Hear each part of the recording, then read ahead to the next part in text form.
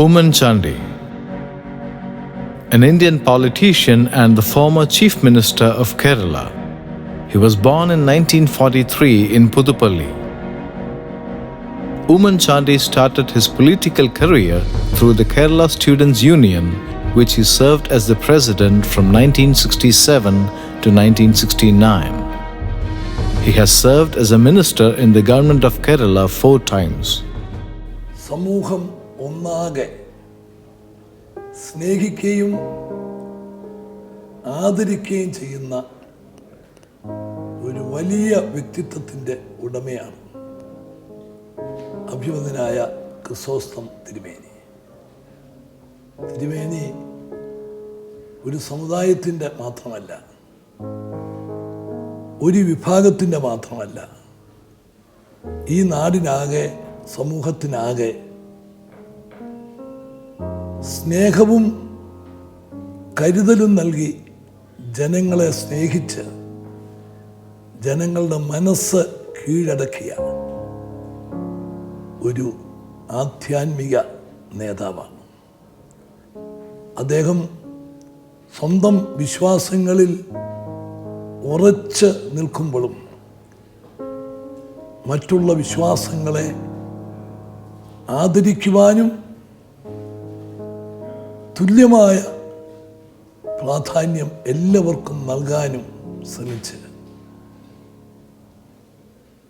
എല്ലാവരുടെയും ആദരവ് സ്വയം പിടിച്ചു പറ്റിയിട്ടുള്ള ഒരു വലിയ വ്യക്തിത്വമാണ്. തിരുമേനിയുടെ ജന്മശതാബ്ദിയോട് അടുക്കുന്ന ഈ അവസരം ഈ നാട് നൽകുന്ന എല്ലാവിധത്തിലുള്ള സ്നേഹത്തിനും ആദരവിനും ഞാനും പങ്ക് ചേരുകയാണ്.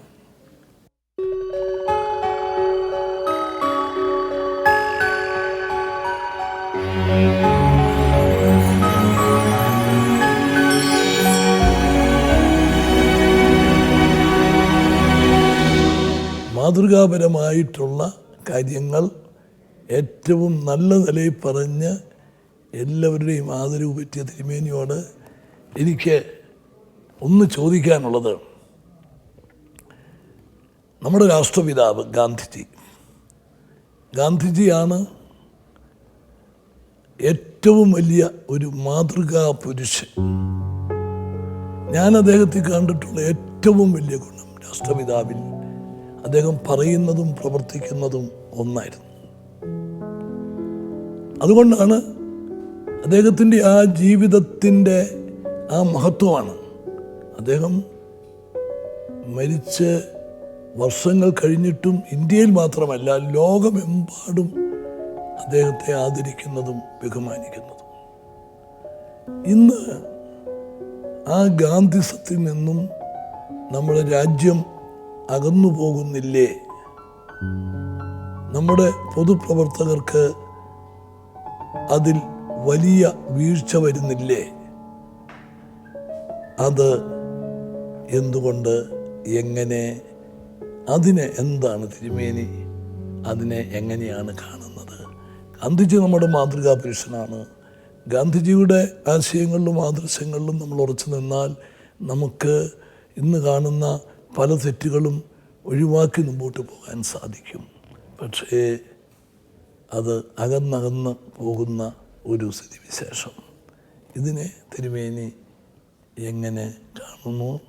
എന്താണ് തിരുമേനിക്ക്? ഒന്നാമതായിട്ട് ഞാൻ പറഞ്ഞതിൽ നിന്ന് താമസിച്ചു വന്നത് ക്ഷമിക്കണം. അല്ലാതെ മറ്റേ ആൾ നിർത്തി ഒരു കേസ് ഊന്നിപ്പോൾ അന്ന് എടുക്കാൻ ഒക്കെയില്ലല്ലോ. അതുകൊണ്ട് എനിക്ക് വളരെ സങ്കടമുണ്ട്. മറ്റു പലരെ അദ്ദേഹത്തെ വിഷമിപ്പിച്ചു എന്നുള്ളതിനേക്കാൾ പല കാര്യങ്ങൾ സാധിക്കേണ്ട ആളുകളെ ഞാൻ വിഷമിപ്പിച്ചു.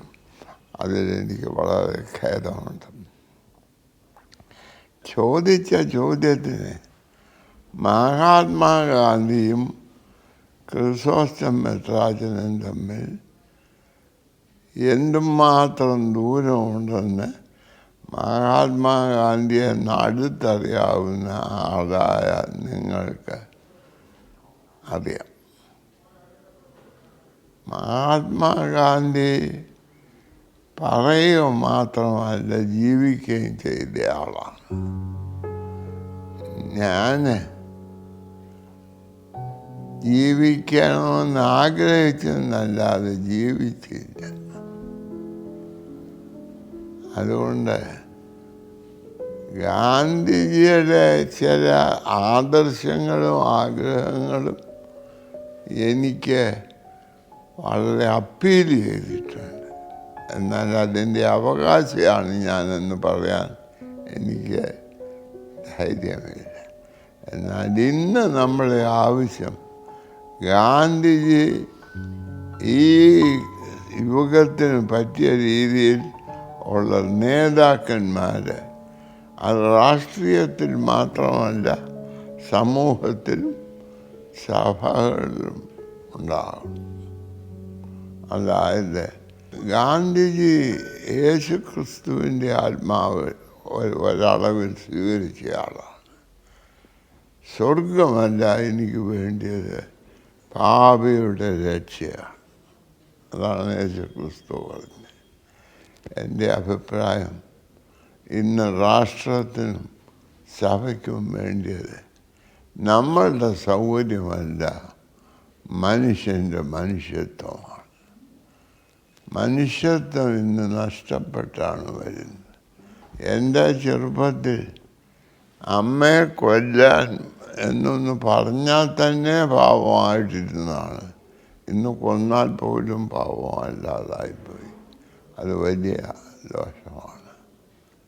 അതിന് രാഷ്ട്രം തന്നെ വിചാരിച്ചാലൊക്കുകയില്ല, സഭ തന്നെ വിചാരിച്ചാലൊക്കുകയില്ല. നമ്മളെല്ലാവരും കൂടി ലോകം ദൈവം മനുഷ്യന് ജീവിക്കാൻ തന്നതാണ്. ഇവിടെ മനുഷ്യൻ ജീവിക്കാൻ സഹായിക്കുന്ന പ്രവർത്തനത്തിന് ഒരുങ്ങണം, അല്ലാത്തതിന് മാറണം. അതിലെൻ്റെ അഭിപ്രായം, ഒന്ന് ജീവിക്കണം. ഇന്ന് ജനിക്കാനുള്ള സ്വാതന്ത്ര്യം വരെ എടുത്തു കളഞ്ഞ് അത് ജീവിക്കാനുള്ള സ്വാതന്ത്ര്യത്തിന് വേണ്ടിയാണെങ്കിലും എടുത്തു. അതിനുവേണ്ടി എനിക്ക് വലിയ വിരോധമില്ല. എന്നാൽ ജനിക്കാനല്ലാതെ ജീവിക്കാനുള്ള സ്വാതന്ത്ര്യം കൊടുക്കേണ്ട പ്രൈമറി ചുമതല രാഷ്ട്രത്തിനാണെന്നാണ് എൻ്റെ അഭിപ്രായം. ഈ രാഷ്ട്രവും ജനങ്ങളും കൂടെ വ്യത്യാസപ്പെടുത്തരുത്. ഇവിടെ ക്ലിഫ് ഹൗസിൽ താമസിക്കുന്ന ഒരാൾ രാഷ്ട്രീയമല്ല. എൻ്റെ മാരാമണ്ണെ ആ കുടിലിൽ താമസിക്കുന്നയാളും രാഷ്ട്രീയ പ്രവർത്തകനാണ്. ഞാൻ എങ്ങനെ നടക്കണം എന്ന് തിങ്കളാഴ്ച മുതൽ ശനിയാഴ്ച വരെ മുഖ്യമന്ത്രി എന്നോട് പറയുന്നു. മുഖ്യമന്ത്രി എങ്ങനെ നടക്കണമെന്ന് ഞായറാഴ്ച ഞാൻ മുഖ്യമന്ത്രിയോട് പറയുന്നു. അത് രണ്ടും കൂടെ കേട്ടെങ്കിൽ മാത്രമേ, ഭാര്യയും പ്രതിയും കൂടെ കേട്ടെങ്കിൽ മാത്രമേ സാധിക്കുകയുള്ളൂ. അതുകൊണ്ട് നമുക്കിന്നുള്ളത് പലരായിട്ട് കൂടി ഒരു കാര്യമൊന്നും ഭംഗിയാക്കാതെ പോകാതെ നമ്മളെല്ലാവരും കൂടെ ഈ രാജ്യത്ത് ഇന്ന കാര്യങ്ങൾ സാധിക്കണം. ഞാൻ 4ാം ക്ലാസ്സിൽ പഠിക്കുമ്പോൾ പറഞ്ഞു, അടിസ്ഥാന ആവശ്യങ്ങൾ ശുദ്ധവായു, ശുദ്ധവെള്ളം, ഭക്ഷണം, വിദ്യാഭ്യാസം, പാർപ്പിടം, ഇങ്ങനെയുള്ള കാര്യങ്ങൾ എല്ലാവരും കൂടി നമ്മുടെ കേരളത്തിൽ സ്ഥാപിക്കണമെന്നുള്ളതാണ് എൻ്റെ അഭിപ്രായം. അതിൽ ഈശ്വരഭക്തി ഞങ്ങൾ പഠിക്കുമ്പോൾ വളരെ പ്രധാനമാണ്. നല്ല പ്രാർത്ഥനയോടുകൂടിയാണ് തുടങ്ങുന്നത്. ഇന്ന് പ്രാർത്ഥിക്കണോ വേണ്ട, എനിക്ക് പ്രാർത്ഥിക്കണോ വേണ്ടായോ എന്നൊന്നും പ്രാർത്ഥിക്കണമെന്ന് പ്രാർത്ഥിക്കുന്ന പലരും പ്രാർത്ഥിക്കുന്നില്ലെന്ന് പറയുന്ന ആളുമില്ല. PT പുന്നൂസ് ഒരു പരിചയക്കാരനാണ്. അതെ. അദ്ദേഹത്തെ കോടതിയിൽ ചോദിച്ചു, നിങ്ങൾ ദൈവത്തിൽ വിശ്വസിക്കുന്നുണ്ടോ? അങ്ങനെ പറഞ്ഞു ഇല്ല. അങ്ങനെ ഒരു അമ്മാച്ചൻ ഇറങ്ങി പറഞ്ഞു, നീ എന്തിനാണ് അത്ര പോഷത്തരമൊക്കെ പറഞ്ഞു. എനിക്ക് ഉത്തരം പറയാൻ മനസ്സില്ല, നിനക്ക് ചോദിച്ചിട്ട് കാര്യമില്ല, നിന്നോട് പറഞ്ഞിട്ട് കാര്യമില്ല എന്നൊക്കെ പറഞ്ഞാൽ മതി പോരായിരുന്നു ചോദിച്ചു. ഉടനെ പുന്നൂസ് അമ്മാച്ചനോട് പറഞ്ഞു, അച്ഛാ ഞാനൊരു ചോദ്യം ചോദിക്കട്ടെ, ഞാനില്ലെന്ന് പറഞ്ഞാൽ ദൈവം ഇല്ലാതാവും? അപ്പോൾ അമ്മാച്ചൻ പറഞ്ഞു, അവന് കോടതി മുറ്റത്ത് നിന്ന് എൻ്റെ ചെള്ളയ്ക്ക് അടിക്കുകയായിരുന്നു ചെയ്ത്. അതായത് അവൻ പറഞ്ഞു ദൈവം എല്ലാറ്റിൻ്റെയും മേലുള്ളവനാണ്. അവനൊന്ന് ദൈവം ഇല്ലെന്ന് പറഞ്ഞുകൊണ്ട് ഇതെൻ്റെ അപ്പനല്ലെന്ന് പറഞ്ഞുകൊണ്ട് അപ്പൻ നല്ലതാകും. അവൻ ചോദിച്ചത് അതാണ്. അതുകൊണ്ട് നമ്മുടെ ആവശ്യം ഈശ്വര സഹായം ആവശ്യമാണ്. ഈശ്വരൻ ഇല്ലെന്ന് പറയുന്നത് ക്രിസോസ്റ്റം മെത്രാച്ചൻ വിശ്വസിക്കുന്ന രീതിയിലുള്ള ഈശ്വരൻ ഇല്ലെന്നാണ് നമ്മുടെ അച്യുതാനന്ദൻ പറയുന്നത്. എന്നാൽ ഈശ്വരൻ ഇല്ലെന്ന് പറയുന്നില്ല. ഈശ്വരനെ അദ്ദേഹം മനസ്സിലാക്കിയ എന്നിൽ കൂടിയാണ്. അതുകൊണ്ടാണ് അദ്ദേഹം ഇങ്ങനെ പറഞ്ഞു പിടിപ്പിച്ചു പോയത്. രാഷ്ട്രീയ നേതാക്കന്മാരും സഭാ നേതാക്കന്മാരും സമൂഹ നേതാക്കന്മാരും സമൂഹത്തിനും മനുഷ്യന് ജീവിക്കത്തക്ക രീതിയിലുള്ള ക്രമീകരണം ഉണ്ടാകും. എൻ്റെ അഭിപ്രായം ഇവരെല്ലാവരും കൂടെ കൂടി അടുത്ത 3 വർഷത്തിൻ്റെ ഉള്ളിൽ കേരളത്തിൽ നിന്ന് എല്ലാ അനാവശ്യങ്ങളും നീക്കുകയും ആളുകൾക്ക് ജീവിക്കാനുള്ള എല്ലാം കൊടുക്കുകയും ചെയ്യണം.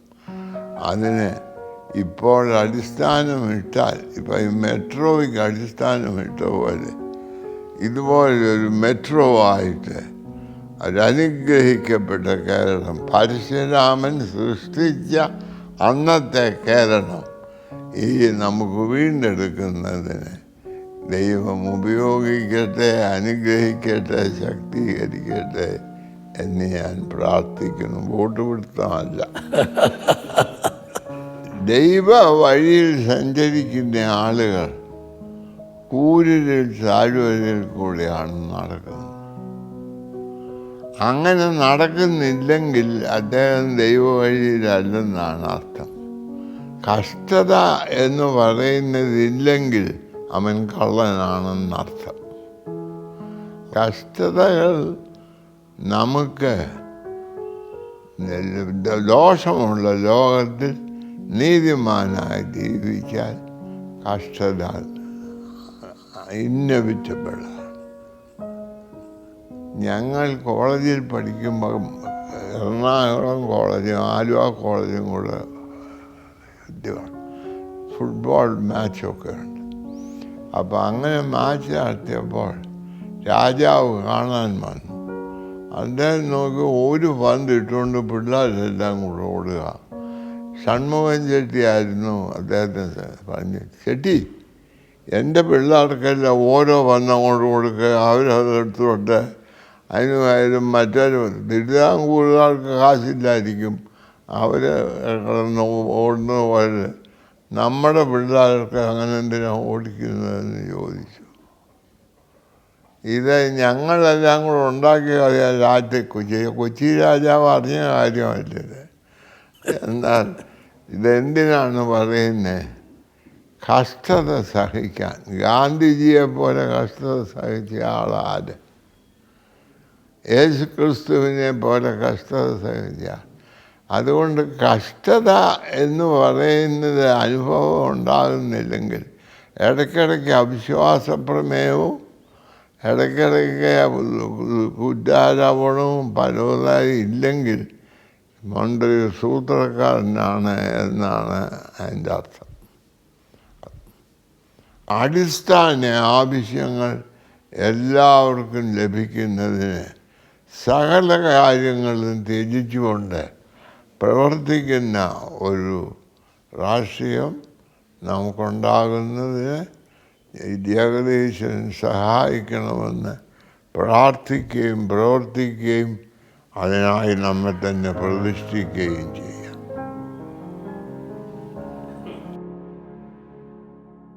എൻ്റെ ഒരു അനുഭവം തിരുമേനി എൻ്റെ നാട്ടുകാരെ കുറിച്ച് പറഞ്ഞു.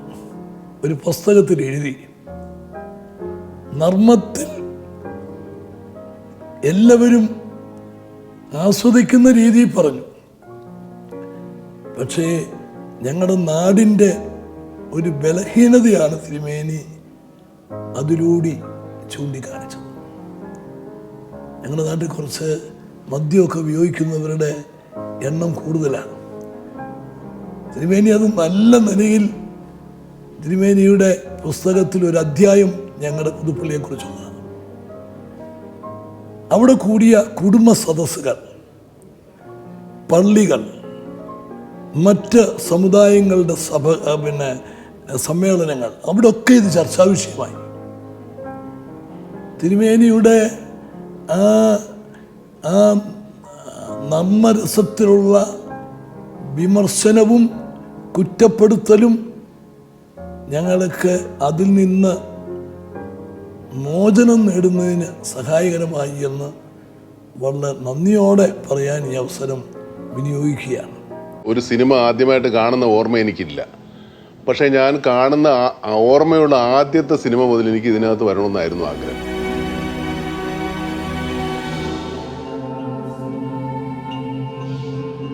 ഞാൻ സിനിമയിൽ വന്നില്ലെങ്കിൽ ഇപ്പം സിനിമ ഉണ്ടാവില്ല. അത്രത്തോളം ഞാൻ സിനിമയ്ക്ക് വേണ്ടി കഷ്ടപ്പെടുന്നു.